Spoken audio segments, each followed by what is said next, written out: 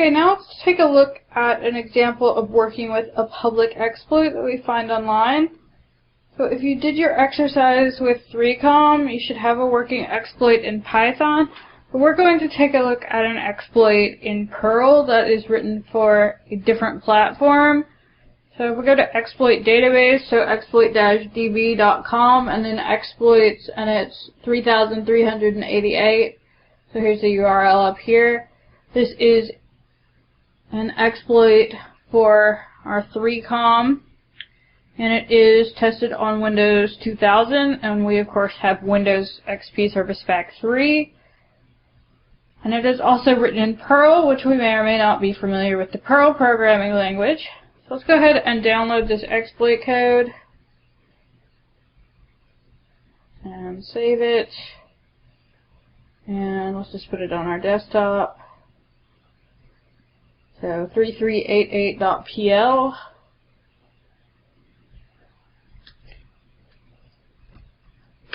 So we also have it here. We can look at it in the browser, or we can look at it here. So Perl is going to be a little bit different. We have semicolons, indentation doesn't matter, things like that. So the main things we need to do is change this so it meets our operating system's needs. So we probably are going to have to change the return address. We have jump 2000 as the variable name, and it says a jump ESI in user32.dll Windows 2000 SP for English. And so we're probably going to have to change that. User32.dll probably changes a lot between operating system versions. So we could find a jump ESI in user32.dll on Windows XP Service Pack 3, even if we didn't have access to the 3Com service, which of course we do, but assuming we didn't, we could use a different program to look at jump ESIs in user32.dll. We also have shellcode. As I mentioned when we first looked at Metasploit earlier in the class, we should always, as a matter of thumb, regenerate our shellcode, since we can't read it just because it says it is a bind shell generated with Metasploit. We can't just assume that's true, so we should regenerate that. And it says it's 344 bytes. If it didn't say that, we could do a little bit of coding to get the length of that string pretty easily. And if our new shellcode that we generate is longer or shorter, we would need to change the offsets in our exploit accordingly. It also has something called nops. So we have a variable called nop, which is 90 in hex, and it's 129 of them. 90 in hex is a nop, or no operation. Basically that says do nothing and move on to the next instruction. It's fairly common to see nops in exploits. Basically, you jump to the beginning of the nops and slide down what is called a nop sled until you reach your shellcode. So it's a common way of doing padding. We've been a bit more precise. I used to use nops all the time, but then I was taught not to, so now I teach people not to. So there's no reason we can't be precise about where we're going to land. So there's no reason we have to use the nops, but if you do work with public exploits, you'll probably see some nops, so it's worth knowing what they are. So what we'll do is, based on how long our shellcode turns out to be, we'll change the length of the nop sled. So if we look at our exploit 02, so that's our opcode again, so it's going to write, file name is A, then there's our null to finish the file name, then we have our nops, followed by our shellcode, and then our jump. And if you did the exercise, you saw that the offset was 473, I believe, yes, is the offset to EIP. So our nops plus our shellcode together should be 473. Since our jump is after the shellcode, we need to be very precise about that, otherwise our jump won't end up in EIP and our exploit won't work. So we definitely need to make sure our offsets stay correctly in place by changing the length of the nop sled if necessary. So none of this seems like it's going to be too hard. That's Wrong VM, we need that VM.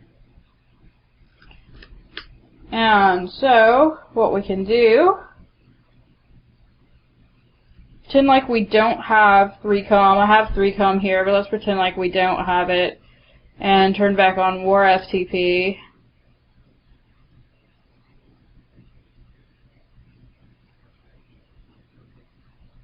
And need to get rid of that FTP daemon file.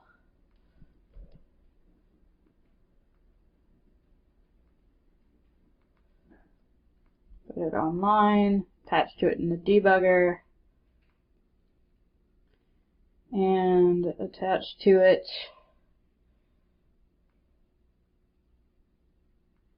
and let's do Mona JMP for jump and set the register to ESI. You can also have it automatically take out null bytes, because remember 3Com does have a bad character, just the one of the null byte, so we could have taken that out as well.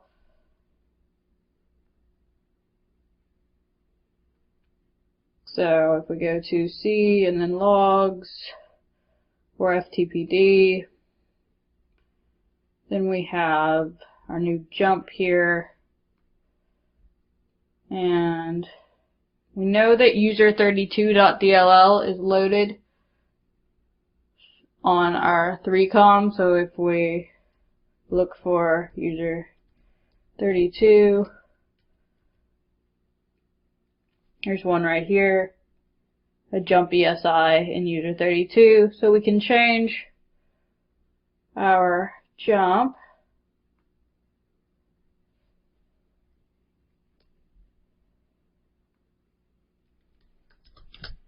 open up 3388.pl and find our jump 2000 variable, and in little Indian format, of course.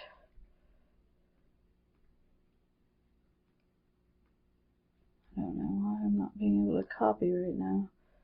Edit, copy, edit, paste. There we go, that worked fine.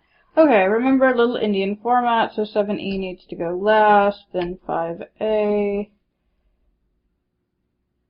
rather 4-5, I missed a character, 4-5, AE, and 4E. So little Indian format is still necessary. I just put that there for reference, so I'll get rid of it. So that was pretty easy. So even if we didn't have access to 3Com itself, we could do that. Just find out where user32.dll has jump ESIs using another program. Now we need to regenerate our shellcode. So we can do an MSF Venom payload. Let's do Windows shell bind TCP again. And bad character is just the null. Size is 473 or less. And format needs to be Perl.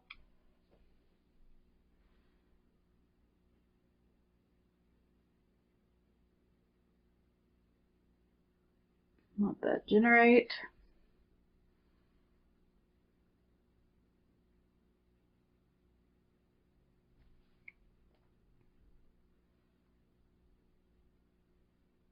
I'm not going to grab my and buff equals because it's called my shellcode, I believe. So I will just grab the actual shellcode. Like dot is concatenation in Perl, and it does have a semicolon at the end, so it is in Perl format, making it a little bit easier for us. This is the one time I like to use VI, actually, is to get rid of multiple lines. 3388.perl. I'm just going to get rid of the shellcode that's already there using DD.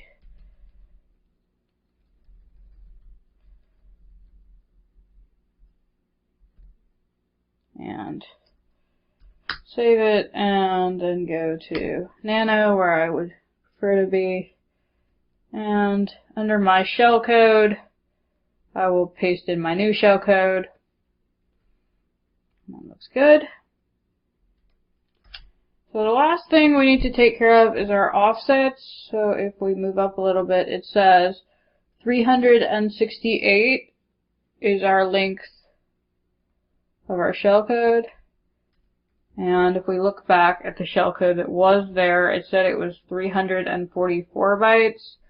So 368 minus 344, that's 24. So it looks like we've got 24 more bytes of shellcode than the original exploit. So again, to make sure our offset is correct, we need to adjust the length of the knob sled accordingly. So 129 minus 24, that's 105. See, I can do a little bit of arithmetic. Alright. So we did regenerate the shellcode. We adjusted the length of our knob sled. So we had the offset staying the same. So our jump 2000 variable, which is our jump ESI, still be at 473 bytes into the attack string. So it will end up in the IP and will be executed. Otherwise, we'd end up with a crash probably. So those are the only things we have to change. Really, we just need to regenerate our shellcode always, because we can't read it, and we need to make any adjustments for the platform. Particularly, we need to change the return address to meet our platform needs. So, pretty simple. So let's go ahead and make sure that our 3Com is running. We did the start service again. That is in C Windows, and it is the blue and white 3 to open up the controller, and then just hit start service. So it may still be dead from you working on your exploit. Alright, so let's run this. So Perl 3388.Perl, and it says it needs host and port. So we need IP address of XP. And the port 69.